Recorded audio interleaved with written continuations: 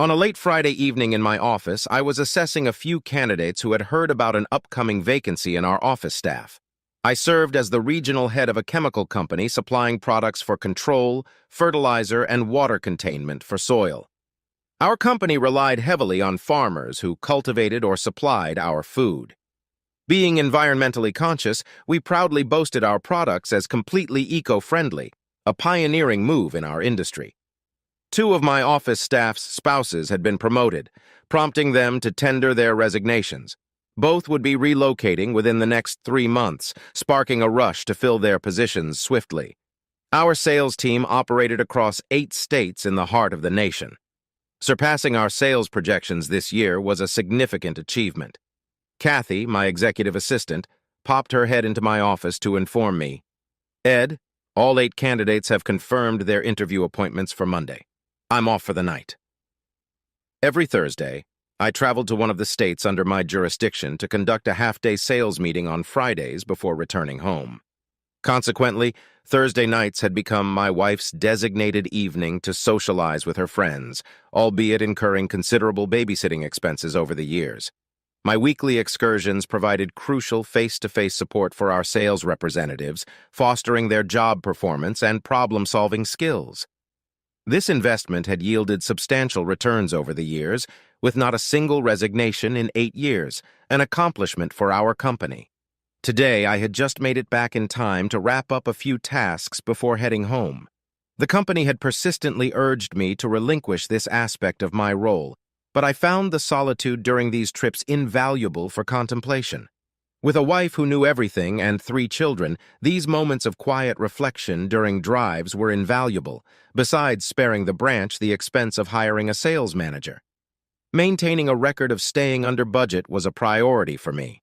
With our children in junior and senior high school, our eldest, a source of immense pride, set to graduate and attend Southeast Missouri University in the fall, our family was in a favorable position. Her full scholarship awarded by my employer was a significant boon. Our youngest daughter, just 16, was busy preparing for her learner's permit. Grace, my wife of 20 years, served as the executive assistant to the district attorney since our youngest's birth. The district attorney had recently been offered a lucrative position with the federal government, which he promptly accepted. Known for his no-nonsense approach, it was a no-brainer, given the substantial increase in salary. Despite being roughly the same age as me, he had never married. Contrary to rumors, I doubted he was gay. For the past 15 years, my parents had graciously taken our 3 children every second weekend of the month, affording my wife and me some much-needed quality time together. This gesture came at a pivotal moment in our marriage, allowing us to rediscover ourselves and ultimately strengthening our bond. Without their support, we might have added to the divorce statistics. They had approximately 3 months left before this chapter would close, as my eldest, Amy, was set to intern in our senator's office in Washington over the summer before embarking on her political science studies at the university. A while back, my dad, on a whim, purchased Ancestry.com kits for each of our 3 children, with my consent, and submitted them as a jest. Following their guidelines, we understood that a match would only occur if a relative had also submitted their DNA. My children discussed it with me, and I granted permission, acknowledging that we all have distant relatives we might not know about. Perhaps it would lead us on a new journey. Amy suggested keeping it a surprise for her mother until we received the results, aware it could take 5 or 6 months. This weekend we were traveling to Nashville to attend the Grand Ole Opry and would return home on Sunday. It was my wife who organized this special trip, aiming to create another cherished memory in our journey together. Update. During my final year at university, I crossed paths with my wife, Grace, at a football game. Contrary to being a player on the field, I was one of those anonymous vendors peddling overpriced snacks to the crowd. Grace, being one of the daughters of the team's medical staff, always had complimentary tickets at her disposal. An altercation ensued between her and her date over a trivial matter, resulting in a shove that inadvertently involved me. As she pushed him away, he collided with me, sending me tumbling down the concrete stairs with my food tray in tow. I regained consciousness in the hospital, my head swathed in bandages, the doctor informing me of 25 stitches due to a split forehead. Grace visited me daily, burdened with guilt, and met my entire family during my recovery from a week-long coma caused by internal injuries. As the haze lifted from my sight, I perceived an unfamiliar goddess-like figure before me, initially mistaking her for a celestial being guiding me to the afterlife. Yet the reality of my girlfriend, Esmeralda, standing by her side brought clarity, albeit disappointment to her reaction. Hoping it was all a dream, I drifted back into sleep, yearning for Esmeralda's absence upon awakening, a wish that materialized when I opened my eyes to find her gone, replaced by Grace, who steadfastly supported me as I pieced my life back together. Though I never formally asked her, our relationship naturally evolved, culminating in marriage 3 months later as Grace walked down the aisle, captivating with her 5'8" stature, long blonde locks, deep blue-black eyes, and an enviable figure. By our 5th year together, we found ourselves at a crossroads, contemplating separation without fully comprehending the reasons behind our drift. Despite my confusion, Grace and I remained committed, eventually resolving to overcome whatever obstacles lay ahead. We had just departed from Lambert's on our way home, a restaurant coasting on its reputation. Their claim to fame was tossing large buns across the room for customers to catch, overshadowing the otherwise lackluster, overcooked food. We made the stop at this tourist trap because it evoked memories of my wife's mother's cooking. Need I say more? Grace initiated a conversation with me, expressing her thoughts on the concept of infidelity within our marriage. She suggested that I should explore the idea of having an affair, indicating that she would approve of it. Grace reasoned that societal norms regarding marriage vows had changed and that I should reconsider my stance. She believed that such an experience might enrich our relationship and deepen our understanding of each other. Her perspective troubled me, suggesting a willingness to exploit others for personal gratification, a stance I couldn't accept. It revealed a side of her I hadn't seen before, reshaping my perceptions considerably. "Let me ask you this, my dear wife," I countered. "Why is it so important to you that I have your blessing for an affair?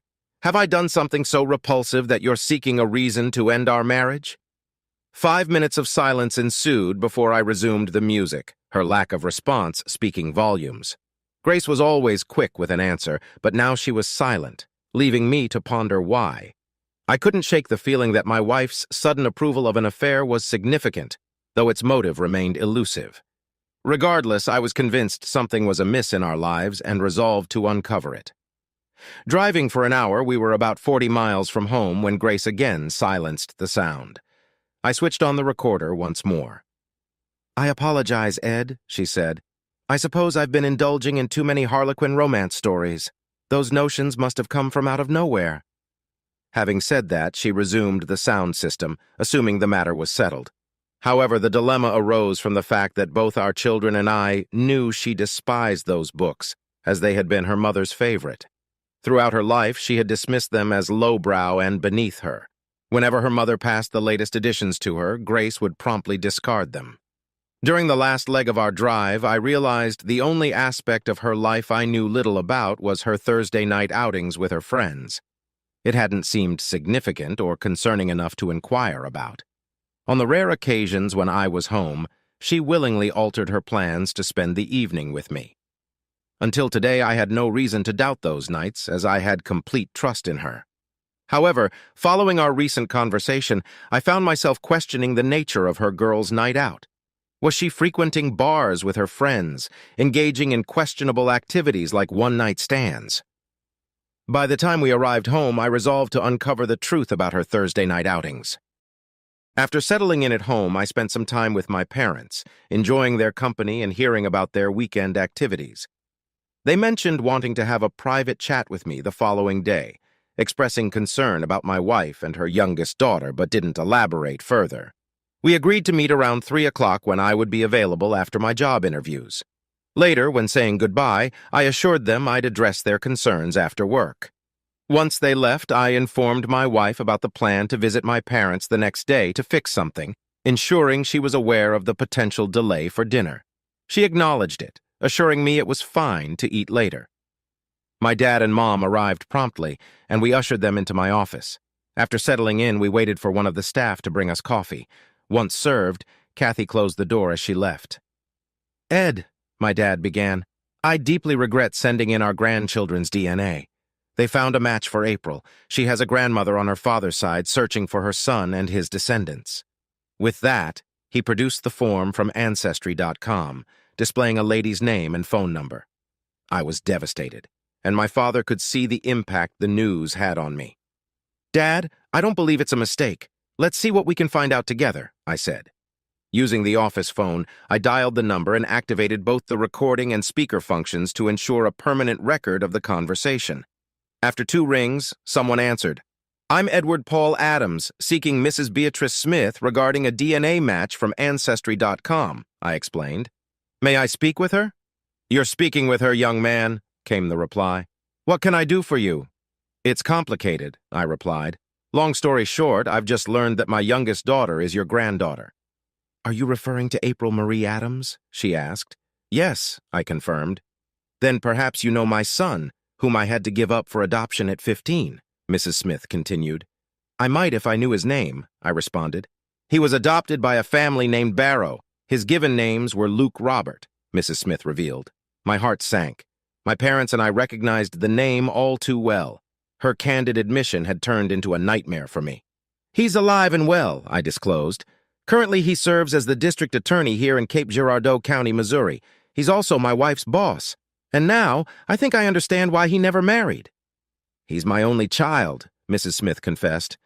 "I'm battling stage 4 lung cancer and don't have much time left. Would you allow April to visit me before I pass away? If needed, I'll cover the expenses. I want to meet her and pass on my estate to her." "Given the circumstances, I'll let you coordinate with my parents. They'll arrange for her to visit this weekend," I agreed. "But I can't let her travel alone. Is there anything else you need?" "Please provide a notary statement for my lawyer to conduct a DNA test," Mrs. Smith requested. "He'll want to verify her identity before changing my will, given the value of her inheritance." "No problem. I'll hand over the call to my dad and he'll handle the details," I assured her. Exiting my office, I handed Kathy my personal recorder, instructing her to transcribe and notarize both my conversation and the phone call. "This is necessary for the divorce proceedings," I added. "Do you want the authorization for the DNA test drawn up too?"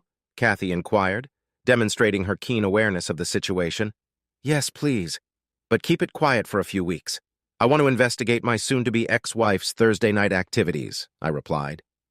Turning to my assistant, David, I requested his and his wife's cooperation for a personal matter, signaling the seriousness of the situation.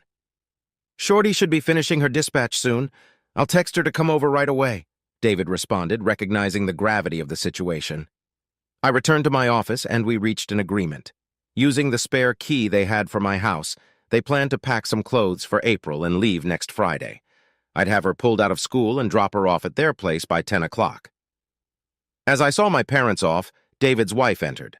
I directed her to his office, where I'd join them shortly. Thanks to modern communication methods, Kathy had already made copies and transcribed the documents. I handed David and Cheryl a copy, suggesting they start with my conversation with my wife.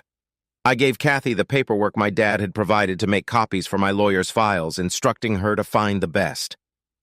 Cheryl and David, longtime acquaintances, were deeply affected by recent revelations concerning my wife and me. Cheryl, particularly, had a close relationship with Grace, having grown up as neighbors. The discovery of the truth had left them both shocked. We discussed potential actions to uncover more information. I suggested a plan involving David using my company car for sales trips, while Cheryl would use David's car with the pretext of cross-training for the next 3 months. Meanwhile, I planned to follow my wife on Thursday nights to gather evidence discreetly. My suspicion grew as I recounted recent events, particularly Grace's suggestion for me to have an affair. I speculated that she might be planning to move with Luke Robert Barrow, which could lead to justifying a divorce in her eyes if she could prove my infidelity. Cheryl expressed her agreement and suggested involving the police to gather more detailed information about their activities. She even mentioned a contact who could help arrange it. Later, Kathy informed us about Dale Allen Britton's departure from the district attorney's office and his new practice. Cheryl asked me to convey her regards to Dale when I visited him. In summary, we devised a plan to uncover more information and sought legal counsel to handle the situation. I left to meet Dale, a man involved in the women's right to life movement, challenging Roe v. Wade in the Supreme Court. His unconventional approach to the law was shaking up everything he touched. Things started to make sense. My marital issues with Grace coincided with her employment under Luke Barrow, around the time I was promoted to sales manager, requiring frequent overnight sales meetings. If they were indeed having an affair every Thursday night, I had unknowingly been deceived for over 15 years. The expensive gifts from Luke to Grace now seemed suspicious. Dale was ready for me when I arrived. Cheryl had briefed him on our plans. He provided me with access to Luke Barrow's house and the alarm code. Handing me a phone number, he said it would connect me with helpful services at a reasonable price. Having grown up on the streets, Dale still had connections to get things done. The access codes he provided would remain valid until the end of the week, after which Luke would be reminded to change them. Dale planned to sue Barrow for child support from April's birth, potentially bankrupting him under state law. He also suggested temporarily transferring my parental authority to my parents until the court case concluded, to prevent accusations of manipulation.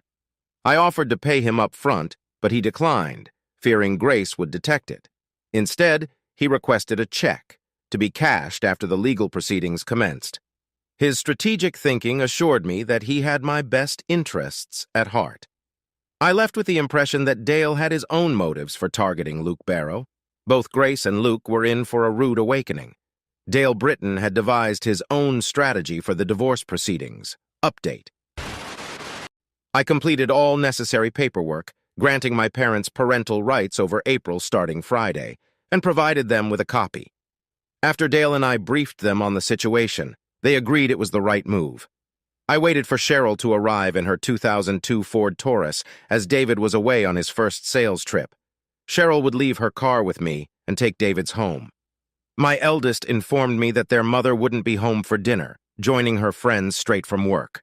Once Cheryl arrived, we swapped cars, and I packed my suitcase in the trunk. "Ed," Cheryl said, "dispatch and the guys are ready. Just tell me where to go." "Thanks," I replied. "Dale wants me to call him if we proceed so he can serve them personally. I'm curious about Dale's vendetta against Luke Barrow." "Dale's all about principles," Cheryl explained. "Luke's known for not sticking to his word." It was intriguing to observe Grace and Luke depart in separate cars, meeting later at Charlie's Bar and Grill for dinner. Afterward, they went their separate ways. I positioned myself near Luke Barrow's residence, with Dale's associates, now my team, fully prepared. I had a clear view of Luke's house from a safe location. Grace arrived first, disabling the alarm with a code and unlocking the door. We recorded her entering. Moments later, Luke pulled in and Grace greeted him at the door. Her blouse was open, braless, revealing her cleavage. Luke embraced her, kissing passionately. As they entered, I ceased filming. 6 rooms in Luke's house were wired for audio and video, courtesy of his neighbor's son serving time. Everything inside was streamed live on their Facebook pages. They were monitoring my car, expecting me to seek a new romantic interest. Anticipating this, they had hired a courtesan who matched my preferences. I alerted Cheryl, who informed David.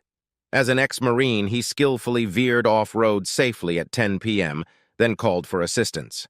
Cheryl notified me, and I confirmed the green light, providing the address. While awaiting developments, I tampered with the valves in their car tires, ensuring they couldn't escape the predicament they were about to face.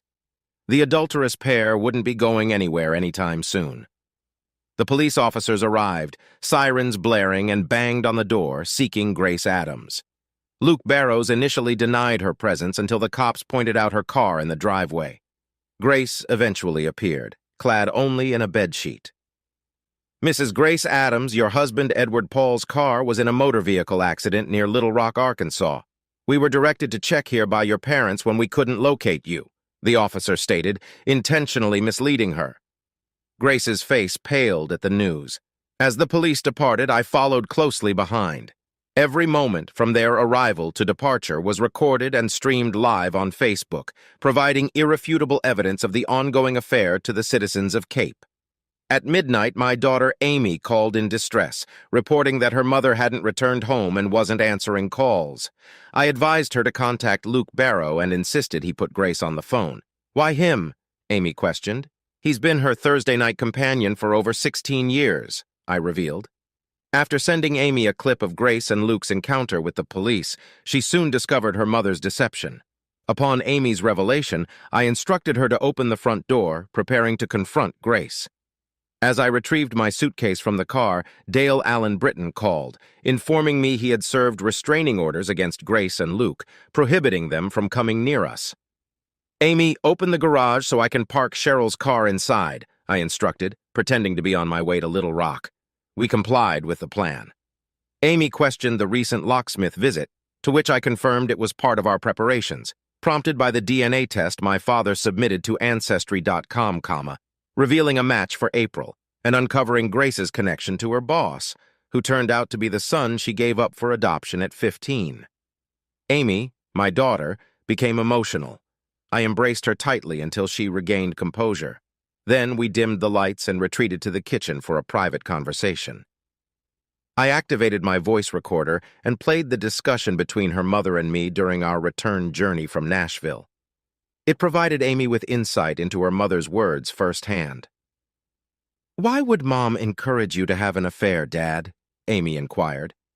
"To mitigate the consequences of her own actions if they were ever exposed," I replied. Ironically, her suggestion led to the truth emerging. A soft knock interrupted us. Since I wasn't expected to be home, Amy answered the door. It was a police officer who informed us that they had intercepted a taxi carrying Grace. They warned her of violating a court order if she proceeded further. Throughout the night, my eldest daughter and I discussed Grace's actions. We both agreed that given her talent for storytelling during her girls' night out, she should have pursued a career in writing. Amy expressed disbelief at the revelation that her mother had been having an affair with the same man for over 16 years. She wondered why they hadn't noticed sooner. I explained that it was easy to overlook because the kids were young, and I frequently traveled for work, trusting in our relationship and seeing no reason to question Grace's activities. Amy reflected on how their trust in Grace had blinded them to the truth. Realizing the extent of Grace's manipulation, I was stunned. Amy pointed out that the most painful aspect was how Grace had exploited their trust to maintain her affair. As Amy went to make coffee, I noticed the dawn approaching and received a text from Grace, urgently requesting to talk about a family issue concerning our oldest child before my return from the trip. Deciding how to respond, I reassured Amy and replied to Grace's message, declining her manipulation and informing her that she could continue her plans with Luke Barrow, but without the kids.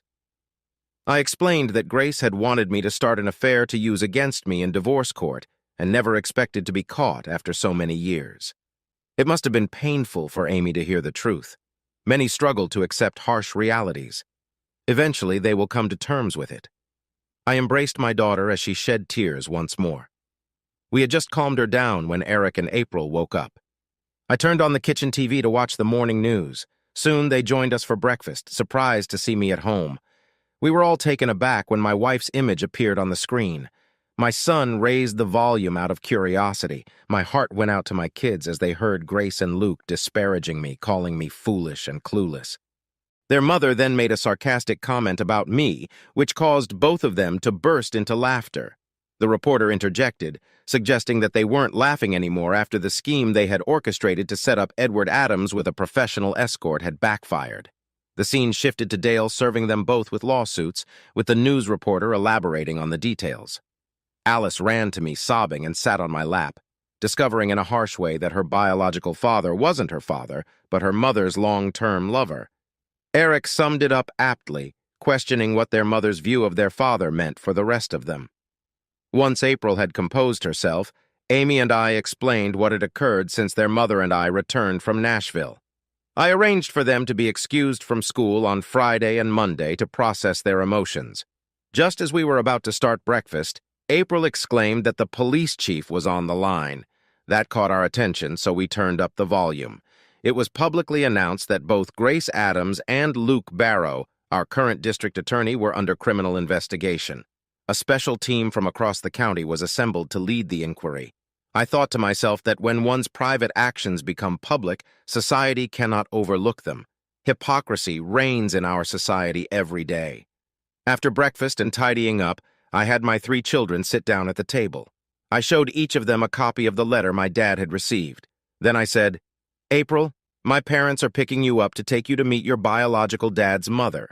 She's terminally ill and has requested to see you. There's a significant reason behind it, but I think it's best for the lady you're meeting to explain it to you. As far as I'm concerned, you are my daughter and always will be. If you have any questions, ask your grandparents. Amy, can you assist your sister in packing for the weekend while I call my parents?" I asked. Once the girls left, my son asked, "How are you handling this, Dad?" "I'm struggling," I admitted. "I'm constantly fighting to keep myself composed. Remember, son, if this ever happens to you as a father, you have to stay strong for everyone else in your life." With that said, I called my parents and explained my whereabouts. They said they would come over as soon as they finished packing their car. They still had an hour before their flight. It was in that moment that my sons and my relationship changed forever, for the better. The 3 of us watched the daughter I had raised leave with my parents to meet her biological grandmother for the first time. I prayed fervently that it would go well and that she would return feeling the same about me. The atmosphere at the local district attorney's office resembled a morgue. Grace Adams had gone out to buy new clothes after having her car towed and the 4 tires' stems replaced. Meanwhile, Luke Barrow was reviewing the lawsuit against him. Although they lacked a direct DNA sample, the biological link was undeniable, leaving him unable to deny parentage. The truth about their relationship and long-term affair had become known to everyone on staff. This, along with concealing April Adams's true parentage, was turning into a political nightmare. Fraud under the law had evolved to encompass the failure to disclose all pertinent facts, leading Dale to sue both Grace and Luke jointly in a civil suit. It increasingly appeared that they had been deceiving Grace's husband, Ed, for years. While many lawyers affirmed Ed Adams and Dale Britton's likely success, those contacted so far were unwilling to get involved, likely due to Dale's formidable reputation in court. The Facebook exposure of their conduct and their admission of attempting to ruin an honest man to benefit themselves was headline news, given Ed's societal position. Grace, having frequented a familiar clothing store for years, never anticipated being confronted by a woman accusing her of insanity, claiming she should have foreseen the consequences. This revelation came when the lady accused her of appearing in compromising photos on Facebook for hours. Upon returning to Luke's house, Grace found a company finishing a service call, assuming she was the homeowner and suggesting resetting the security codes. Only later did she realize the lack of electronic signature verification. Calling Luke, Grace questioned who was trying to sabotage his new position in St. Louis, prompting her to reveal her discoveries. They both suspected deeper motives beyond Ed protecting himself, given the political nature of his new job. After making coffee, Grace reviewed the divorce petition. It stung to realize that her own words had aroused her husband's suspicions, especially her requests for him to deliberately damage others. Furthermore, the revelation from Mom and Dad Adams about the Ancestry.com DNA match exposed April's true parentage, offering undeniable proof of her affair and potentially jeopardizing their marriage before April's birth. At that moment, she realized Ed needed to know if the affair was ongoing. He had orchestrated the events of the previous night, revealing hidden truths about her life. Just as she took another sip of coffee, the doorbell rang. Rising, she answered it to find the neighbor Luke disliked. "Mr. Primrose," she greeted, "what can I do for you?" Handing her a legal envelope, he explained, "Ed used my place as a base for his operations against you and your long-term lover last night. I permitted it gladly as Luke Barrow had my son sentenced to the maximum. The information in this envelope shared with you last night will also be delivered to everyone on your side of the family this afternoon. Ed asked if you're still laughing at him." Watching him walk away with a broad smile, Grace returned to the kitchen and opened the envelope, filled with incriminating pictures. They depicted her entering Luke's house with her key, greeting him at the door, engaging in lovemaking activities, and being confronted by police officers. Ed's team was efficient, making it seem like he collaborated with police officers seeking retribution against Luke. The final signed page by her husband revealed the potential for significant public fallout, jeopardizing her plans to assert control over him. Now the priority was damage control to mitigate the fallout from Ed's public disclosure. Grace. By last Sunday evening, upon returning home from Nashville, it became apparent to me that you were scheming to orchestrate our divorce.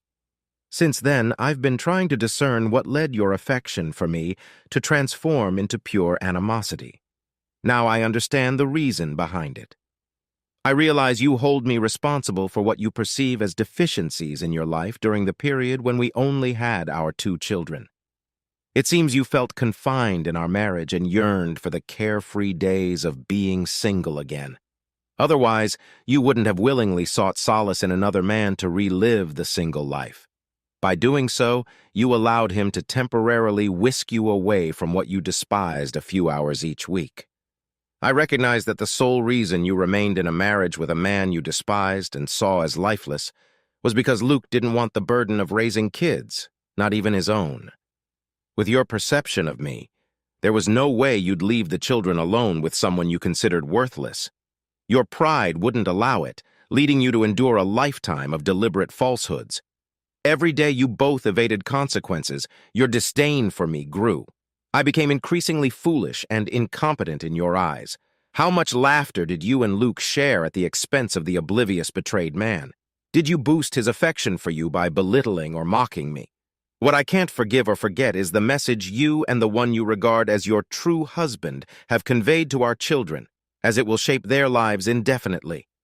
I've yet to comprehend the extent of amusement Luke and you derived from manipulating me and our children's lives as if we were mere pawns on a chessboard. The KVOS 12 news reporter aptly captured this when questioning whether you still found amusement in Edward Adams, husband of Grace Adams. I observed Amy, Eric, and April witnessing as you and your lover publicly disclosed your intentions towards me through the media. It was heartbreaking to witness our children as you casually joked about how effortless it would be to bring down the foolish idiot. Our son Eric remarked, "If Mom sees you as nothing but trash to be discarded, what does she really think of us?" I haven't broached the topic of your future relationship with them yet. Currently, it's fair to say it's non-existent due to your and Luke's profound disgust and contempt towards me. At least we're both aware that you derive joy from leaving me branded as a clueless fool for life. Perhaps tonight you and Luke can celebrate your victory with a toast. Ed, update. Grace's hands began to tremble so violently that she dropped the paper. She appeared spiteful, bitter, and cruel, showing no concern for her children, husband, or anyone else. It was evident that she cared only about herself and satisfying her carnal desires. Her sobs shattered the room's silence. Ed had a knack for undermining one's credibility without direct condemnation. His observations about their conduct left no room for dispute among readers. In his view, every action she took was to sustain her lifestyle, not out of love. He likely realized that Luke was urging her to leave him and the children before April's conception. Luke's new job forced them to accelerate their plans, originally set for after April's high school graduation. While she wasn't laughing anymore, Ed effectively pointed out that their actions validated his words. Ed believed their disdain for him prompted their attempt to destroy him. Without explicitly stating it, it was a declaration of war. If he went down, he'd take them down with him. Grace resumed reading the divorce petition, finding it utterly devastating. One of the suits accused them of fraud for concealing April's true parentage. The damages sought in the fraud case made her feel sick. If Ed won, both she and Luke would face financial ruin. Ed and his lawyer were proving that they could no longer underestimate him as the fool they believed him to be. Update. Saturday was chaotic for my 2 eldest children and me. From early morning until around 4 in the afternoon, we had family members dropping by. Grace's parents, her 2 brothers, 1 sister, and their spouses came to offer their support, each bringing one of their favorite dishes to ensure we had something to eat. Even my brother and sister visited from out of town to check up on me. The 3 of us were enveloped in love and support. Each visitor found it difficult to grasp how they could have been deceived by Grace for so long. They all agreed that what had surfaced on social media proved she was trying to destroy me out of hatred. My father-in-law and I went onto the back deck for a moment, where he suggested I let go of whatever was bothering me. He assured me that Cora would keep others away until I felt better and stayed with me until I calmed down. He mentioned plans to revise his will, intending to divide Grace's share among my 3 children. He expressed his disappointment in Grace's actions, stating that he could never forgive her for what she had become. Later, my father called to inform me that April had met the lady and that their meeting went well. Mrs. Smith seemed interested in our family's situation and helped April open up about her feelings. The lawyer obtained the necessary blood sample and had a private chat with my father. They discussed Luke Barrow, and my father shared what we knew about him. It was revealed that Luke's real father was serving a life sentence for a serious crime, and April's arrival had a significant impact on his inheritance. I assured my father that Dale Britton had taken legal measures to keep Luke away from us. Our day had been busy with family members from both sides offering support. My parents were staying as guests at Mrs. Smith's estate, where April was currently with her. They liked Mrs. Smith, and her lawyer mentioned that seeing April had brought a smile to her face after a long time. My mom then spoke to me, mentioning a conversation she had with Mrs. Smith about me and expressing gratitude for how we handled the situation. Mrs. Smith planned to leave everything in a trust for April to be managed by me until she turned 25. Before ending the call, I requested that my parents text me when they were leaving so I could be there when they brought April home. I messaged April, letting her know that we all miss her and sending our love, Dad. Finally, we found time to clean up before David and Cheryl arrived with my car. I apologized to Cheryl for forgetting to return it. Cheryl mentioned that the police chief saw an opportunity to bring down Luke Barrow and that he and Dale were collaborating. Dale had provided some questionable items for the investigators to examine. David shared that the atmosphere at the office was heavy, and everyone was upset upon his return. He informed them generally that some of them had been aware of the situation for most of the week and were offering assistance where possible. I commented that it had been an emotional roller coaster since Thursday night, and that the kids were still struggling at times, so I planned to take Monday off too. Cheryl inquired if I had heard from Grace, to which I responded that I hadn't since Thursday night. I speculated that Luke and she were probably busy moving on with their lives, as they had publicly made it clear how they saw us. Early Sunday morning, my youngest daughter called to ask if it was okay for her and her grandparents to return home late on Monday.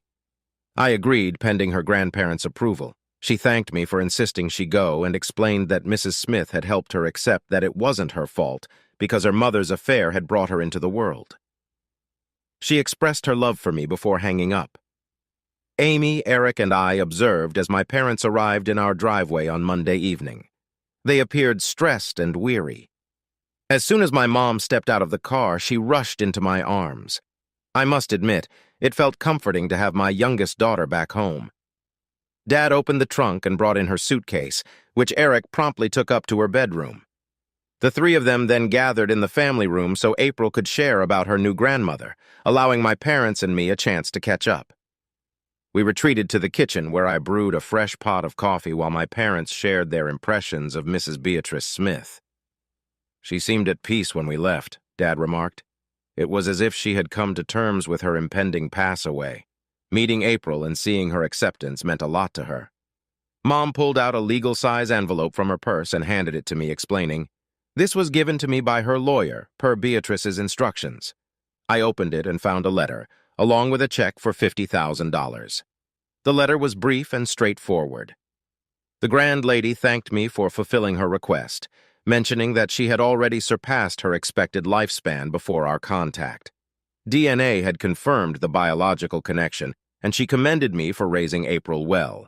She urged me to use the funds to navigate through the challenging times we were facing and to stay true to my values. I allowed my parents to read it, and we pondered the possibility that we had fulfilled someone's dying wish. Over coffee, I briefed them on everything that had occurred during their absence. I expressed my belief that the worst of the emotional turmoil for our family was behind us, and we could return to our normal routine starting the next day.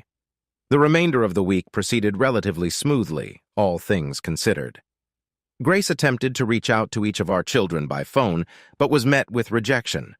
Meanwhile, the corporate headquarters was pleased that I was no longer managing the sales meetings and began the search for a new sales manager for the first time in a decade.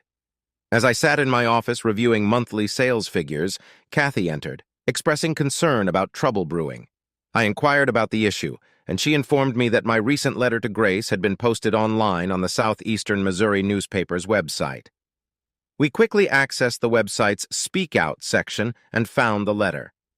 Kathy read it aloud, and I acknowledged that I had written it in a moment of emotional distress, wondering if I had been too harsh.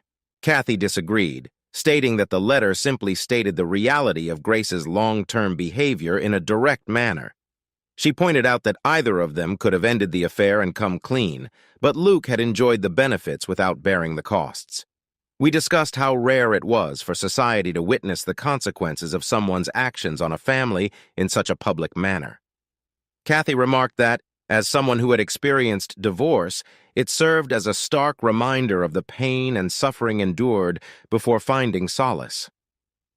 I then mentioned a comment on the website from a longtime feminist, highlighting how Grace and Luke's actions had tarnished the movement for equality and empowerment. Later, Grace and Luke sat at Charlie's Bar and Grill for dinner. Despite it typically being bustling on Friday nights, the place was unusually empty, with vacant tables surrounding them. When they inquired with the waitress, she explained that people were waiting but refused to be seen sitting near them in public, likely because they had read my recent letter to Grace on the newspaper's website. They swiftly requested the bill and departed, realizing they needed to lay low in public for the foreseeable future. Both were grappling with the reality that their actions had significantly restricted their social circle. As they exited, Grace spotted her parents seated at a nearby table, waiting for their order. She approached them, with Luke trailing behind. Upon hearing her voice, her father addressed them coldly. "Mr. Barrow, I suggest you remove your mistress from here and allow my wife and me to enjoy our meal in peace." Grace left the restaurant in tears, finally comprehending that there was no turning back once you crossed a certain line. She realized she would live with the consequences of her and Luke's actions for the rest of her life. Returning to Luke's place, they visited the website and saw firsthand the public's overwhelming disdain for both of them. Update. I sat in the passenger seat of my car observing April drive. We departed this morning for Wichita, Kansas upon learning of her grandmother Beatrice's passing. Heading to the airport to catch the private plane provided by the estate, April was deeply affected, having grown close to her grandmother through their frequent phone calls. Amy and Eric had been a tremendous help, bringing the four of us closer together. They were both urging me to start dating again, but I've been hesitant. Once bitten, twice shy. Meanwhile, Luke and Grace had relocated to St. Louis. Luke was allowed to start his job early by the feds, with the county eager to rid itself of him once he repaid over $45,000 in questionable expenses. They now resided in a two-bedroom rented apartment, preparing for the possibility of bankruptcy due to an impending civil lawsuit. According to Missouri bankruptcy laws, they could retain only $10,000 each in equity. Our divorce had been finalized according to state law, with Grace obligated to provide child support for our kids while they were in school and cover 50% of their living expenses if they resided on campus. The civil trial for fraud was set to begin in 2 weeks. My kids still refused to speak to their mother, and neither did her side of the family. She had learned the hard way that people will only tolerate so much before walking away forever. April had to endure a meeting arranged by the state's child services with her biological father, which did not go well. She informed him, in the presence of child services representatives, that both he and her mother were dead to her. We attended her grandmother's funeral, after which the lawyer disclosed the substantial inheritance left to us. Overwhelmed, April and I decided to sell her grandmother's home and its contents, except for personal jewelry and a few photos that April wanted. Upon returning home as the school year ended, I prepared for the first day of court on Wednesday when April entered the den. April asked if I could arrange a meeting with Luke, her mom, their lawyers, and Dale on Tuesday, expressing her desire for them to understand the real cost of their actions, an idea suggested by Grandma Beatrice. So I called Dale, and we arranged it. It was a bright, beautiful, sunny day when we sat down with Luke, Grace, and their lawyers. April explained that she requested the meeting to Luke, her biological father, handing him a sealed envelope containing his father's location and his request for him to visit him in jail, disclosing the circumstances of her conception. She revealed that her biological grandmother had left her over $100 million in a trust managed by her father, Edward Adams, until she turned 25, which would have been Luke's if she hadn't been discovered. She warned Luke and Grace of possible legal escalations, urging them to consider mediation before resorting to court. Leaving that meeting, I felt both proud and humbled. My daughter had spoken her truth. Whatever tomorrow held, today I had received the true blessing. Finished.